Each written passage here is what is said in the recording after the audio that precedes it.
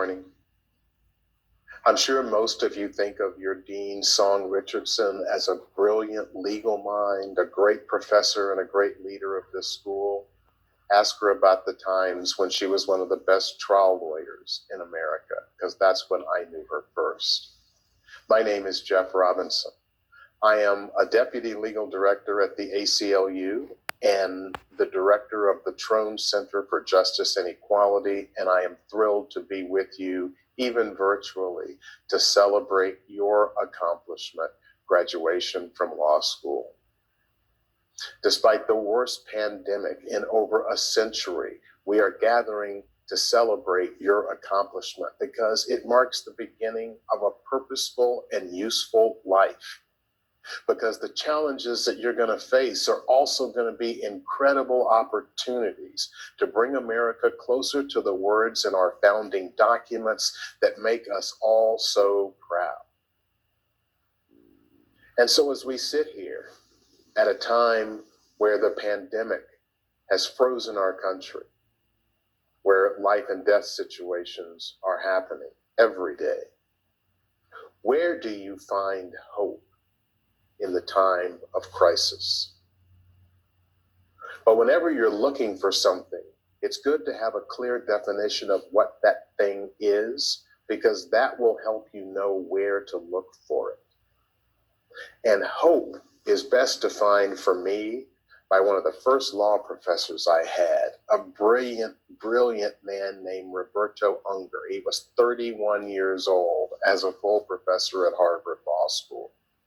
And this is what he said about hope. Hope is more the consequence of action than it is its cause. As the experience of the spectator favors fatalism, the experience of the agent produces hope. In other words, hope is not a strategy. Hope is what happens when you act and see the results of your actions producing things that weren't there before. Hope is the consequence of action.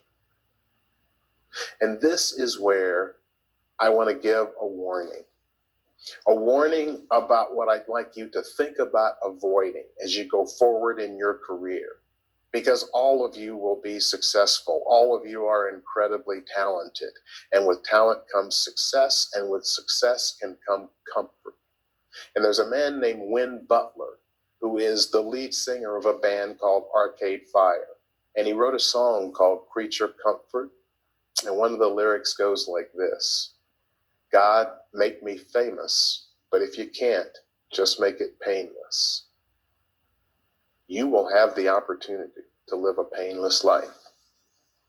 You will likely have the resources and the success that will let you and your family live comfortably and avoid the problems that may be facing other Americans and other people on this planet.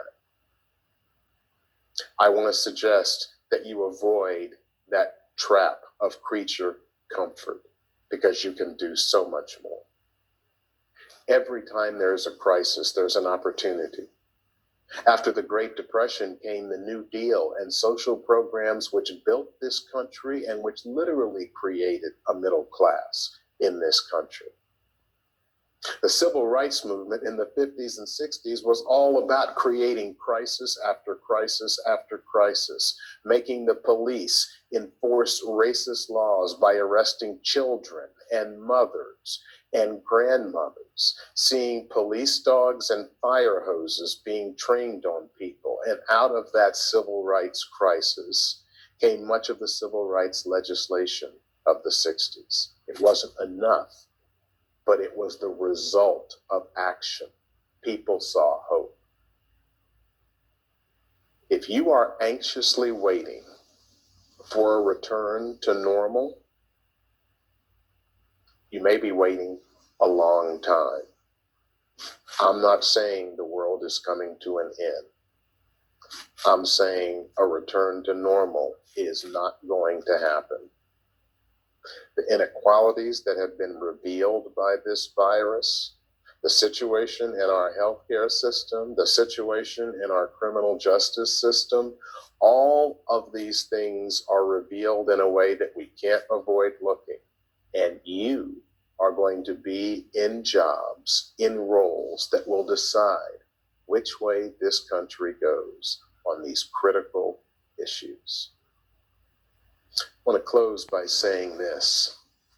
Right now, there is a feeling of generosity and togetherness in this country, and believe me, I think that feeling is sincere.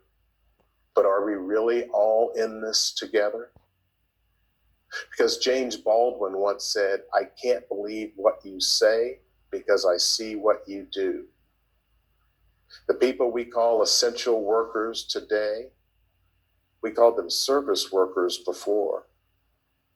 And when the virus is controlled and things are headed back toward normal, are we going to support them when they ask for a living wage, when they ask for health care? Are they heroes just when we need them, or do we throw them away when they're no longer essential to our comfort? These are the kinds of things that you'll have to deal with in your career. And I want to close with the lyrics from a song by another band, a band a little older than Arcade Fire, a band called Pink Floyd. If you've never heard of them, ask your parents or maybe your grandparents. I guarantee you your grandparents have heard of them.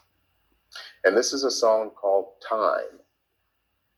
And the first stanza to the song goes like this: ticking away the moments that make up a dull day, you fritter and waste the hours in an offhand way, sitting around on a piece of ground in your hometown, waiting for something or someone to show you the way.